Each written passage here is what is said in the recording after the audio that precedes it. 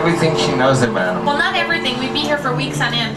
Okay, well, just start collecting the information you want to tell people about your friends. Oh, okay. Because I got to tell them about the park here. Okay, I'll work on that. I'll condense it a little bit. Thank you. To fit in the 3 Our hour animal tour. camp has more than 1,000 different animals representing some 200 different species, many rare and endangered. We have 4 million trees, shrubs, and grasses. As you go up this lagoon, do keep an eye open. Oh, that's a great idea. Yeah, I'm sorry. yeah. I was just I know thinking you of all were that I was condensing, in my brain. I know. There's just too much I want to tell you. Well, anyway, just come on up here and look around. If you see anything. Is that a spider web over there? A spider web? Where? On those rocks there. No, that wasn't a spider web. What is that? It's water. Oh, okay. I thought it was a spider web. No, that's just water. Okay. Okay, but 3 years ago, these forests and waterways weren't here, but once you create the proper habitat, you can count on a variety of animals to make it their home. If you see anything, let me know, and maybe we can figure out what it is together. But on the majority, we've seen hawks and grackles, which are the little blackbirds that might come up and steal a french fry from you every once in a while. Also, we've seen bullfrogs, tortoises, turtles, and all kinds of things. So just let me know, and we'll see what we can do. Up there is Camp Mini Mickey Bridge.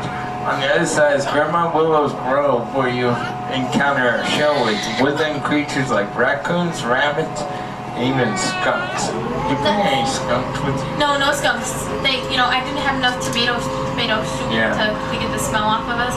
Okay. But no, all those animals that you just mentioned are all those animals that he just mentioned were mammals, which we tend to think of as being cute and cuddly. But you know what? I've got another member of our animal family. No way. Yes, You're you might kidding not me. find him as cute and cuddly. It's kind of windy out here today. You might want to secure your hat, Goofy. All right, look at this. I brought a tarantula with me.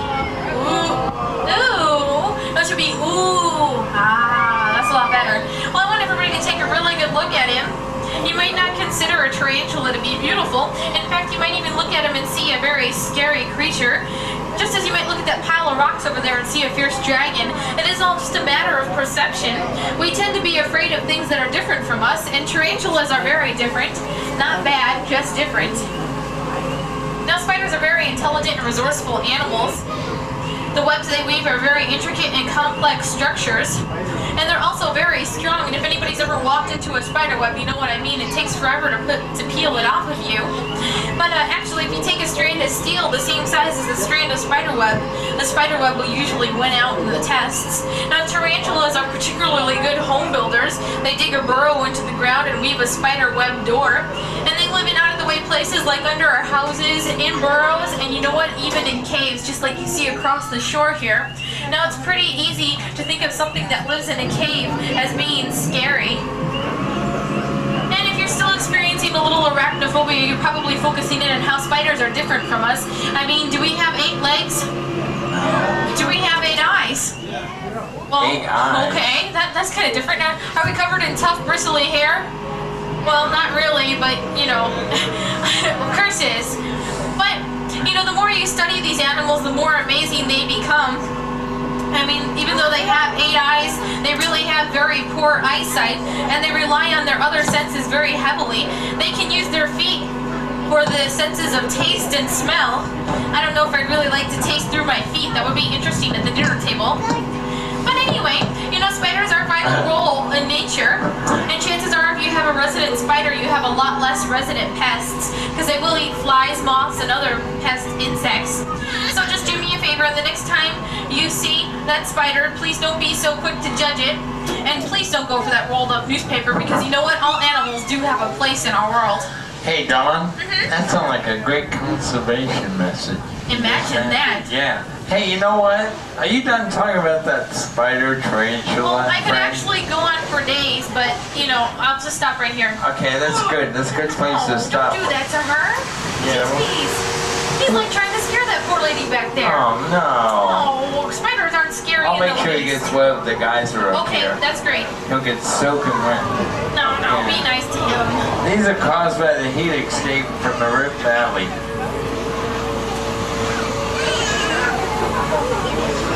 Don't worry about the bubbles. The bubbles? Just the geyser. Oh, I thought it was like a monster or something.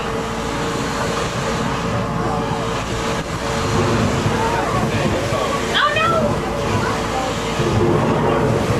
too, we get a little wet up here. Due to the fact that no control of the wind or the geysers. Is it warm water? It's very, very cold water. You know what? It is very chilly. It is. You know, I always tend to get misty coming through here. Yeah, misty. Okay, never mind. Anyway, I'll stick to what I know, animals. Right over here in the corner, you're going to see some white domestic goats. Now, these goats are found throughout fishing and farming communities throughout Africa.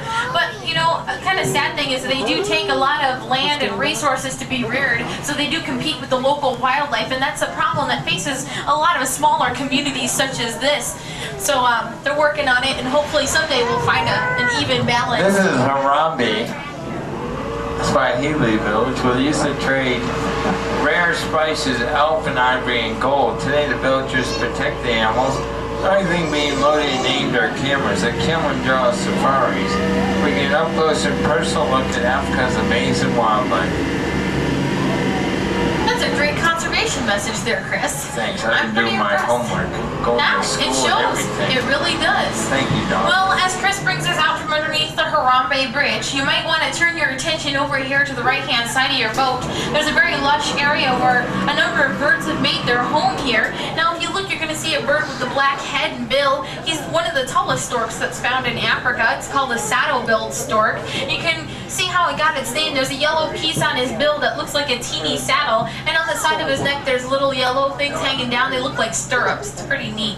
And he will feed on the aquatic animals along the river's edge. And as we round the corner over here, he does have a couple of neighbors. As a matter of fact, you might see one right here. This is a European white stork. Now these birds fly 3,000 miles each year on their annual migration, and they migrate from Central Europe to Africa. But they're better known for building their nests upon chimneys, and actually it's considered very good luck if they choose your chimney to build upon. But you know what? Something that all these animals have in common is they rely on a very healthy river environment in order to survive. Now up ahead you can see the Tree of Life. It is 15 stories tall, or over 15 stories tall, and it has over 300 animal images woven into its roots, trunk, and branches. And you know what? Inside, you're going to get a bug-eyed look at the billion bugs of the world. As they present, it's tough to be a bug. Inside you can meet some dung beetles, termites, and you know what? I think there might even be a tarantula in there if you look closely. There is a tarantula. There is a tarantula? Yeah. I wasn't sure. Chili, the tarantula. But you know what? I think the tree symbol is really the Tree of Life is really a great symbol for Disney's Animal Kingdom, because it does incorporate all the diversity here on the planet, from the plants and animals all the way up to humans. If you'd like to learn a little bit more about preserving Earth's diverse population, please go visit my friends up at Conservation Station, and they'll be more than glad to give you any information you need. But you know what? Right now we're coming up on the dock, and Chris needs to give you a little bit of safety information before we hit it, okay? I mean, land. Okay. We might hit it, who knows? No, just remain seated. Keep your hands and feet inside the boat. We do have a tendency to bounce around a little bit when docking. Please remain seated. Thank you. Let's give Dawn, our animal presenter, big round of applause. Jeez, Chris, you're so nice to me. How about one for Chris? He did get us here safely. No rocks, trees, or other things. Yay!